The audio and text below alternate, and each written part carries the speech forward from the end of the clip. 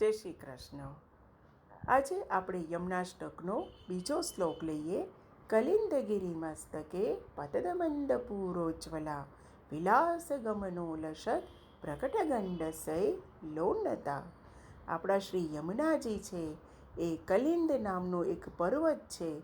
તેના ઉપરથી જેમ એક નવયૌવના 16 વર્ષની યુવતીનો જે થનગનાટ હોય અને જે રીતે દોડી રહી હોય, એ જ રીતે આ ઊંચા શિખર ઉપરથી ખૂબ જ વેગથી નીચે વહી રહ્યા છે. આપણે માં છે આપણી યમુનાજી, એટલે પડી રહ્યા છે એવું નહીં બોલીએ, પરંતુ ખૂબ જ આમ જોરથી વેગપૂર્વક ઉપરથી નીચે વહી રહ્યા છે. અને જ્યારે તે આટલા જે જોરથી જે ઉપરથી નીચે વહે છે ત્યારે કેવા લાગે છે? તે ખૂબ જ ઉજ્જવળ અને સફેદ દેખાય છે અને શોભી રહ્યા છે. હવે એના કારણે શું થાય છે? તો કે પર્વતમાં ઉપરથી નીચે જ્યારે વહે છે ત્યારે વચ્ચે વચ્ચે નાના મોટા અલગ અલગ પ્રકારના પથ્થરો આવે છે. તો એ પથ્થરોની સાથે વચ્ચેથી જે જળ વહે છે ત્યારે તેમાં અલગ અલગ અલગ પ્રકારનો ધ્વનિ ઉત્પન્ન થાય છે અને અલગ અલગ પ્રકારનો અવાજ ઉત્પન્ન થાય છે. તો એના માટે શું કહે છે કે સમધિરુઢ દો લોત્તમા.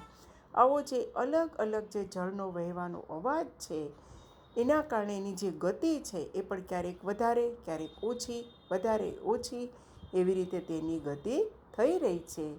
અને તેનાથી આપણને કેવું લાગે છે કે કોઈક ઉત્તમ પ્રકારનો એક ઝૂલો હોય. રૂઢ દો લોત્તમા, તો એક ઉત્તમ પ્રકારનો ઝૂલો હોય, એની ઉપર શ્રી યમુનાજી બિરાજી રહ્યા હોય એવું આપણને લાગે છે.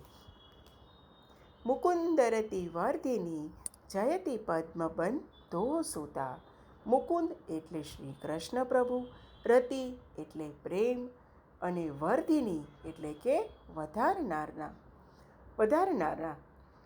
એટલે કે આ યમુનાજી છે એ પ્રભુ પ્રત્યે આપણો પ્રેમ વધારનારા છે.